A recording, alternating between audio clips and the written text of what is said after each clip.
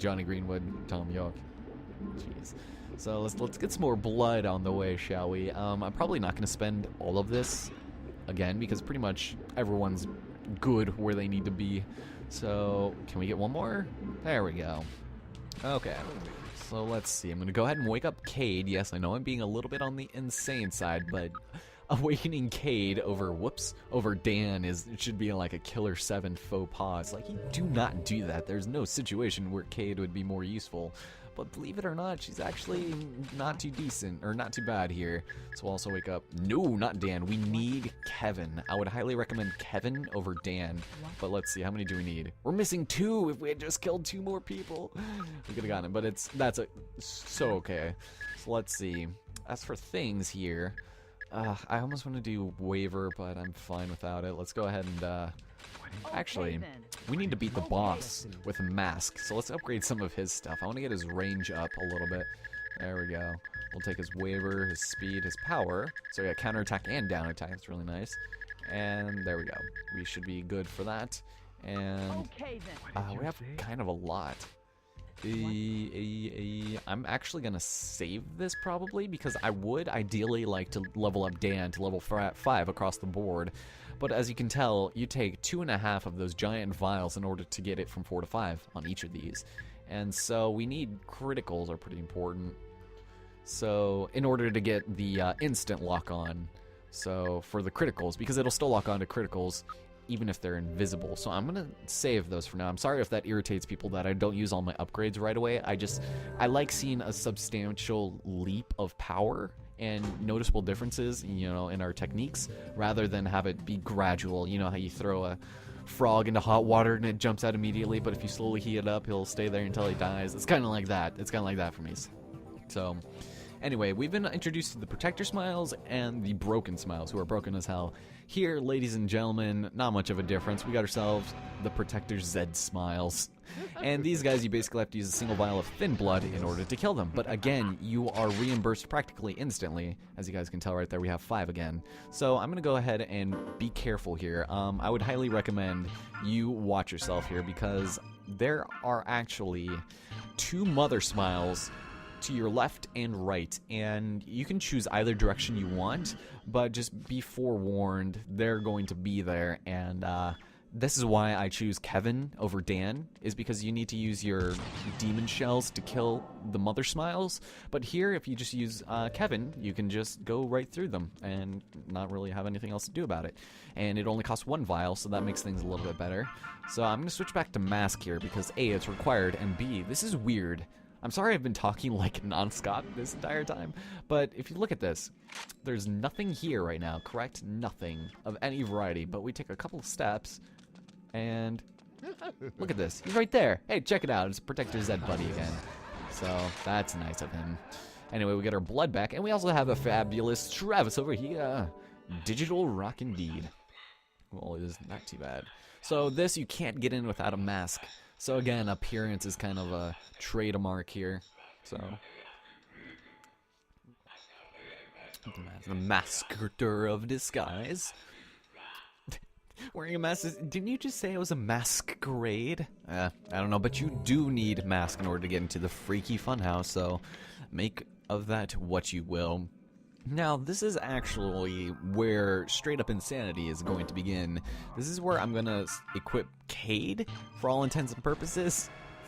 So, that's going to be fun stuff, because she's actually useful here, because we need her extreme accuracy. So, I'm going to go and switch on over to the stamina ring, and let's take a look at the information station. The rest of the locks are for kids. Oh, gee, I wonder what other kids we have in tow with us. So, if you die here, you might want to be a little careful. Your body will appear outside of this area, but just keep in mind that to revive them, you're going to have to tank a couple of hits with Garcian, which is not very favorable. So over here, I'm going to be a little careful and try and maybe get a sneak shot. Actually, I probably shouldn't because these guys are really cheap. We've got ourselves, again, Phantom Smiles. And if you guys recall from before, these guys are really irritating. Now, if they are not moving, you guys remember how we used to be able to attack them last time. Well, if they're not moving, they'll just, even if you hit their weak points, you won't be able to do anything about it. You'll still get teleported to. So I'm going to be a little careful. They're still not coming at me. There's only 3 of them, but you still want to be careful because their hands are really annoying to hit. Alright, so I'm going to go ahead and get this guy. And this guy right here. And this guy got to go ahead and activate. And so I usually do this with Khan, but... And there we go. All we need is blood. Very nice. Alright. So now that that's done, now we have to switch to Khan, who apparently, within the confines of this game, is only 14 years old, and I guess, does it really reflect 14? I don't know, I've never seen a 14-year-old like this, but that's just me. But we can go ahead and use our super awesome powers for the child entrance. Remember, kids, 14 years old is child's age, so, and there we have it. Very nice. So let's go move on into the loop.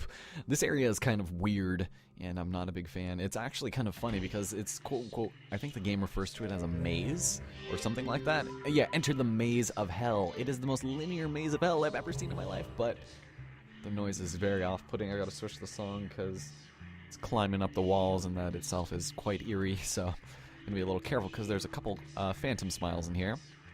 And there won't be any around the corner, I think just right around this corner. There he is. Okay, so I'm going to wait for him to round this corner here, because if I don't, I'll be too close to be able to get, you know, an accurate shot, and I think it's a headshot for this guy. All of the phantom smiles will be exactly the same every time, as far as I know, so like this guy right there. Just make sure to get a good one. I'm not sure if my aiming isn't very great on this, but...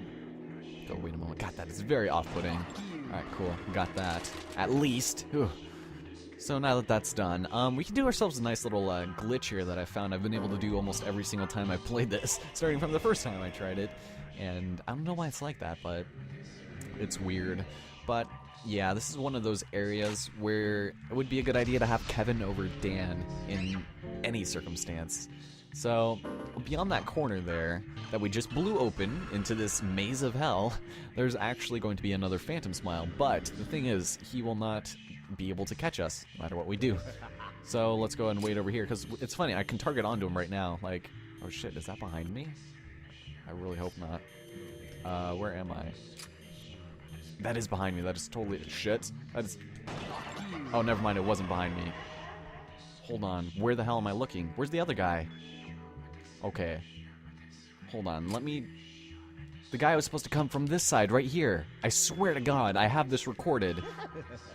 Look at, it's just aiming, he's behind me again. Look at, okay, I'm auto-aiming to him, but he's slowly moving. And he's gonna get caught here, right? Is that what's gonna happen? Okay, this is the glitch, where he can't get through this area, but that's scary. He's not supposed to spawn behind me. Ooh, that was close. Let's get out of here. Yeah, for some reason he usually spawns over here, but that was very unnerving. So pummel those rats to bits. This is kind of an interesting part, so I'm going to go switch back to Cade, because there's going to be some more phantom smiles in here, and I just would rather be her. Whew, okay. This isn't the worst room of them all yet, the Squeaker's attack. The one, I think, is the Burning Hell, or something, the Bridge of Hell, that is on fire. So we got ourselves a nice little room here. Alright, I'm going to go take care of this guy's giant arm. I don't miss. Boom. And now the other side. There we go. Nice little headshotty shot. There we go. You're doing great, Cade. You're actually doing halfway decent here. So those two will continually respawn, just remember that. And we're gonna go to the Burning Hot Hell and get out of... Oh, wait. Start? Oh, you gotta be kidding me. So we've basically got ourselves an aiming mission where we have to kill all of these things by shooting at them, and it's not very great. I don't like it. Let's go cheat a little bit, shall we? Because, of course, using a mask is cheating, and this is a perfectly viable way of getting rid of all these rats, because you have to do it. So, boom, and you're dead. We win! We are victorious. Fantastic. So the lock has been released for killing all of the rats. Like, hey, thanks for doing our job for us. We'll stop fucking with you now. Oh man, this game, though, I'm telling you what. Now, this part... Oh, I hate this part so much. This is the worst part, and this is why you need... Kevin, okay? You'll see what I mean in a minute. So cross the bridge of doom. Alright, we'll doom. So what's kind of funny about this is that you can use one of your rings here. You can use either the wind or the water ring to get rid of the fire. And it's very interesting. So I'm gonna go switch to Kevin preemptively here. There's going to be not one, not two, but count it, 3 broken smiles The ones that I didn't really have that much trouble dealing with, there's going to be 3 on this bridge as well as a micro smile. I'm going to skip every single one of them, okay? And I hope that doesn't off-put anybody, but let's get rid of this burning bridge here by the power of water and Grayskull. And they both disappear the exact same way. So look at 3 of them. Screw this noise. I am going through them because it is not worth taking the hits. I cannot afford it. So, oh no, no, no, no, no, no, no, there's a ghost! Shite. Okay, I forgot this guy was here. You can kind of see him off in the right side there. Oh god, I forgot about that guy. He's just kind of standing there on the, near the depths of hell in Ishizaka-land. So he's gonna play with the ceramic smile. That's scary. If you don't aim fast and true, they'll slip through your fingers. What are you talking about? So if you chase them too far, you'll get it good. That doesn't make any sense. It's all so dramatic. Alright, well thanks for your vague hints. If I don't turn invisible. If I'm visible here, I'm kind of screwed. Okay, let's take a look. Look-see. Yep, there it is. There it is. Thanks for that. Thanks for that game. Alright, I'm done. I'm out of here. Oh, something happened there. I don't even want to know. What does this say? Banish the demonic gorillas. Alright, we'll do. Alright, so we go into this hallway here. Oh shit, hold on. Okay, is there still smiles? Shit, hold on. Hold on, I heard him. Hold on. Sorry, I hate to put you guys on edge, but there's music. Alright, I'm sorry, I'm gonna have to do this.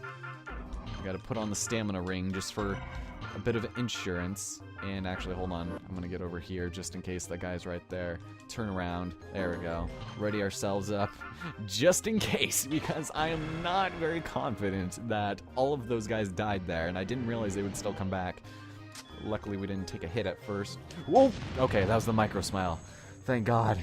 Thank God. I don't care I didn't get the blood. I am glad for that.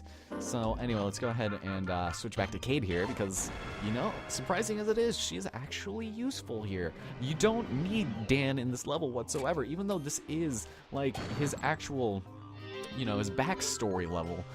And I think we talked about the immigration department and Curtis Blackburn. It's just like, you don't really hear much about Dan's life, and it's just mildly inferred that he was a police officer. Like, his outfit that he's in is apparently a Japanese police outfit, which is very unusual. It looks really nice, not something you would expect from like a street cop or something. He ain't no modern day Serpico, but that's okay because I don't know who would win in a fight, Dan Smith or Al Pacino in any variety, but I don't know. Oh man, you're all out of line. Great, so we've released many locks. The blue one, or the purple one rather, will lead us back to the Freaky Funhouse at the beginning, but we can also go spinny spinny. And I would recommend switching to Mr. Connie-Con here, because he will actually be very useful in this next Heaven Smile we have yet to be introduced to.